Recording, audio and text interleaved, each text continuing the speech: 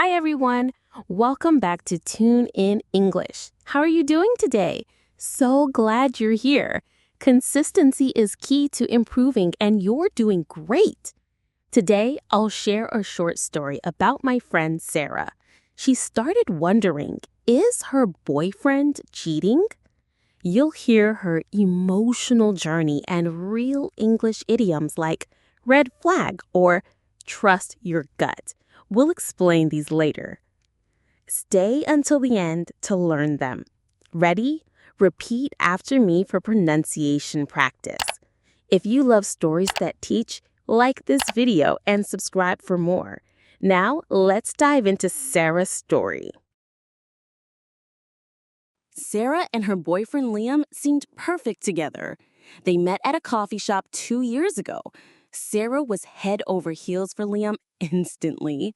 He brought her flowers every Friday. They'd laughed at the same silly jokes. For months, they were attached at the hip. Everyone thought they were a match made in heaven.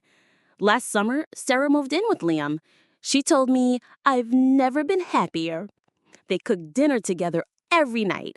Liam even learned her favorite recipes. Weekends were for hiking or beach trips. Sarah's smile was constant back then. She truly had stars in her eyes. But slowly, things started changing. Liam began working late often. Sarah texted me one Tuesday night. "Liam says his boss needs him until 10 p.m. again," she wrote. I felt a tiny worry, but stayed calm. "Maybe he's burning the midnight oil for a promotion," I replied. Sarah sent a thumbs up emoji. Then came the secret phone calls. Liam started taking calls in another room. Sarah noticed this new habit last month. One evening, his phone buzzed during dinner. Liam jumped up like he'd been shocked. "I'll take this in the study," he said quickly. Sarah raised an eyebrow. "Who calls during dinner time?" she asked me later. Weeks passed and Liam grew more distant. He stopped asking about Sarah's day. He forgot their monthly date night twice. Sarah felt left in the dark. Last Thursday, she found a receipt in his jacket pocket. It was for a fancy restaurant downtown. The date was last Tuesday when Liam claimed he was working late. Sarah's hands shook. "Why would he lie?" she whispered to me. That night, Sarah mustered up the courage to ask him, "Liam, how was work last Tuesday?" He didn't look up from his phone. Same old," he mumbled. Sarah's heart pounded. "I heard Labella has amazing desserts," she said casually. He froze. "Why mention that place?" he asked sharply. His reaction set off alarm bells in her mind. Sarah tried to brush it off at first. "Maybe it was a work dinner," she told me, but her smile looked forced. That weekend, Liam went fishing with Dave. Sarah called Dave's wife just to chat. "How was the fishing trip?" she asked lightly. Dave's wife sounded confused. "Dave was fixing our leaky roof all Saturday." Suddenly, Sarah felt the hold. Now she watches Liam constantly. She checks his phone when he showers. She feels terrible about not trusting her gut. Last night, Liam came home smelling like perfume. Sarah's heart sunk. "How was your day?" she asked quietly. Liam went straight to the shower. "Don't wait up for me," he called out. Sarah stared at his jacket on the chair. Something shiny fell from the pocket. I'll never forget Sarah's voice that night. "It's a diamond earring," she whispered over the phone. "I've never owned anything like this." Her words shook. My heart raced. "Where did you find it?" I asked. "It fell out of Liam's jacket pocket," she said. Silence hung heavy between us. The next morning, Sarah looked exhausted. "I didn't sleep a wink," she admitted.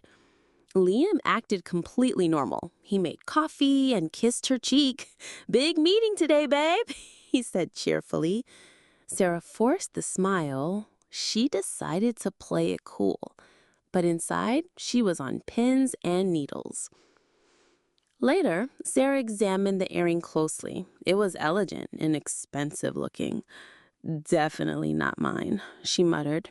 She texted Liam casually. Found a pretty earring in your jacket. Whose is it?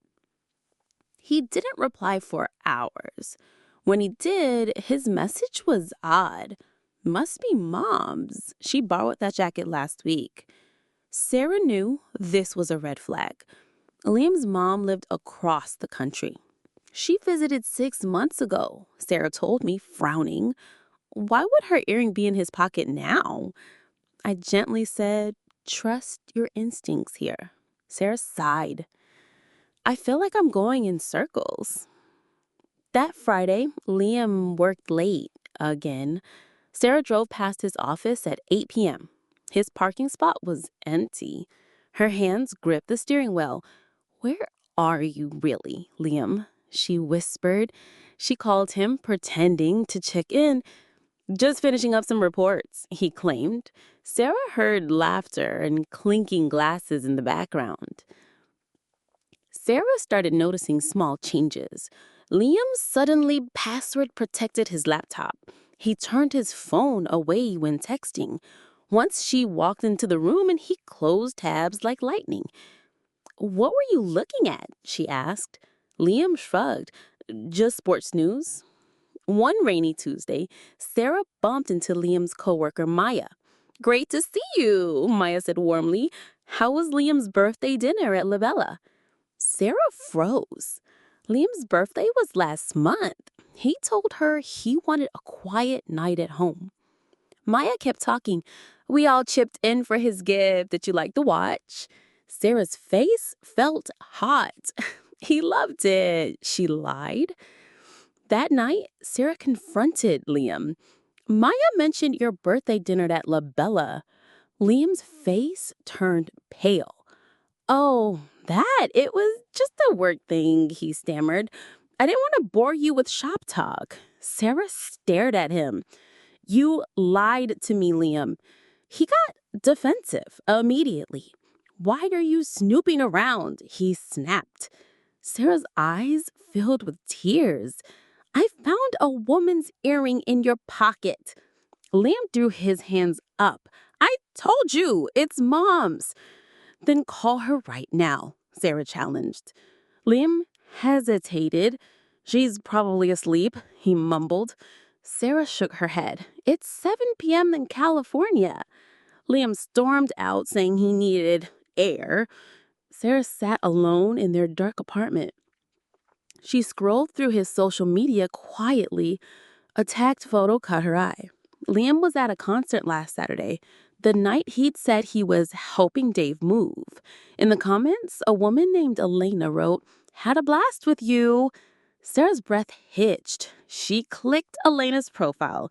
There it was, in Elena's latest post, a selfie, wearing diamond earrings, the exact match to the one in Liam's pocket. Sarah's blood ran cold. This was the last straw. I rushed to Sarah's apartment that night. She showed me Elena's photo silently. It's her earring, she said flatly. He's been lying for months. I hugged her tight. What will you do? I asked. Sarah wiped her tears. I need to clear the air once and for all. Liam came home an hour later. Sarah sat him down calmly. I know about Elena, she stated. Liam's face fell. It's not what you think, he blurted. Sarah showed him the tagged concert photo. And this? Liam ran his hands through his hair. Okay, I messed up. Big time. He confessed everything. Elena was a new colleague. They'd gotten too close during late work dinners. It only happened twice, Liam claimed. I swear I'll end it. Sarah listened quietly. Her voice stayed steady. Why the lies? Why the earring? Liam looked down. I panicked. I didn't want to lose you. Sarah stood up slowly. You already did. Liam's eyes widened. Please, let's work this out. She shook her head. Trust is out the window, Liam. She pointed to his packed bag by the door. You should leave tonight. For weeks, Sarah was down in the dumps. She cried while eating ice cream. She replayed their happy memories. Was any of it real? She asked me. I held her hand. Your feelings were real. His choices weren't. Slowly, she started picking up the pieces. Sarah focused on herself. She joined a yoga class. She redecorated her apartment. It feels like a breath of fresh air, she smiled. One evening, she deleted Liam's photos. No more looking back, she declared. Liam kept texting apologies.